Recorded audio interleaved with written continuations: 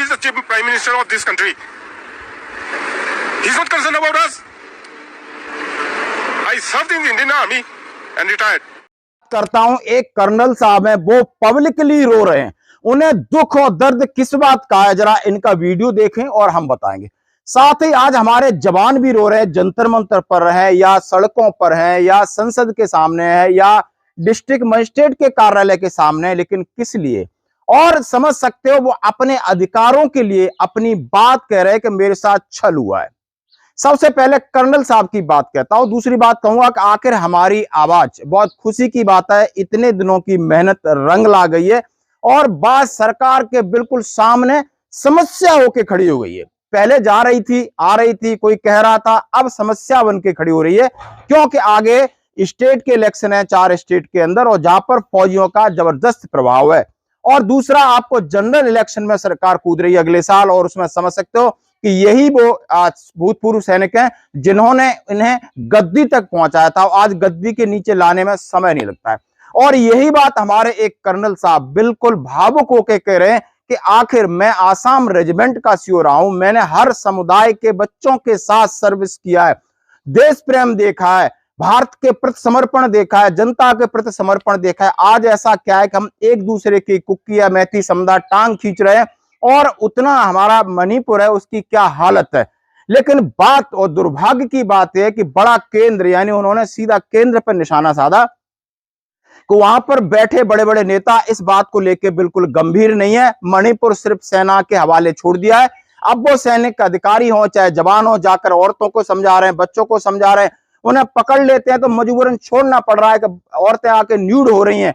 तो ऐसी परिस्थिति में केंद्र सरकार किसी भी पक्ष से कोई बातचीत और कोई शांति की प्रक्रिया नहीं करने जा रही है। ये हमें दुख है। और आप समझ सकते हो कि सेना का चाहे अधिकारी हो चाहे वो जवान हो, वो दिल से बोलता है, और जब दिल से बोलता है तो दिल से रोता भी है। और ये उदाहरण है इस बात का कि देश प्रेम कितना है। आज रिटायर्ड होने के बाद भी मैं इन कर्नल साहब को सैल्यूट करता हूं कि उन्होंने देशभक्ति, आज उन्होंने कोई नौटंकी या कोई एक्टिंग नहीं कर रहे हैं, वो दिल से कह रहे हैं कि मुझे इतना बड़ा दुख होता है कि मैं इनके साथ पूरा जीवन जिया हूं। और आज इतने सरकार के पास मैकेनिज्म है, इतने बड़े बड़े अधिकारी हैं, प्रशासनिक अधिकारी हैं, नेता हैं और लोकल अथॉरिटीज हैं, लेकिन इस मणिपुर की आग को शांत नहीं कर रहे हैं। आप देख सकते हो कैसा खेल खेला है। याद रखिए दोस्तों, हमारा ओआरओपी का मुद्दा हो, एमएसपी का मुद्दा हो, हमें किसी खेल से बचना होगा, क्योंकि ये लोग दिल से नहीं दिमाग से खेलते, क्योंकि इस तरह खेल खेलने की इनको आदत होती है। तो दोस्तों, हमारा मुद्दा बिल्कुल आज एक पूरे नेशनल हो चुका है, चाहे मीडिया हो, चाहे प्रिंट मीडिया हो, इलेक्ट्रॉनिक मीडिया हो, चाहे बुद्धिजीवी हो, सब समझ चुके हैं। और हमने इनके सामने लगातार चुनाव तक ऐसी ऐसी समस्या बन के खड़े हो जाएंगे। लेकिन हम अनुशासन में वो समझते हैं कि नहीं, ये 2-4 महीने बाद शांत हो जाएंगे। लेकिन अब उन्हें पता चल गया कि सैनिकों का मूवमेंट हमारे प्रति आप बढ़ता जा रहा है, यानी इस मांगों को लेकर हो या उनकी अपनी सेल्फ रेस्पेक्ट को लेकर हो। अब सैनिक पीछे नहीं हटेंगे, डट गए और डटे रहेंगे। हम अपील करते हैं सभी से कि एक हो करके इसी तरीके से जो भी कॉल होती है उसमें बढ़ चढ़कर हिस्सा लें, हर एक जगह लगे। और मीडिया क्या, मीडिया का बाप भी चल के आएगा, वो भी कहेगा कि नहीं बस बहुत हो गया, इनका दर्द हमसे देखा नहीं जाता। धन्यवाद दोस्तों। फेडरेशन ऑफ वेटरन्स एसोसिएशन के लाखों पूर्व सैनिक और वीर नारियों को मेरा सम्मान भरा सैल्यूट। साथियों, कल 2 जुलाई 2023 को डिस्ट्रिक्ट हेडक्वार्टर के ऊपर जो फेडरेशन की दी गई कॉल का आप लोगों ने बहुत ही अच्छा शानदार जवाब दिया है। हर ज़िले के ऊपर बहुत ही अच्छी तरीके से आयोजन किया गया। मैं आपके जोश और जज्बे को सैल्यूट करता हूं। साथियों, अब शायद लोगों की ये शिकायत भी दूर हो जानी चाहिए कि नेशनल मीडिया हमारे न्यूज़ को कवरेज नहीं दे रहा है।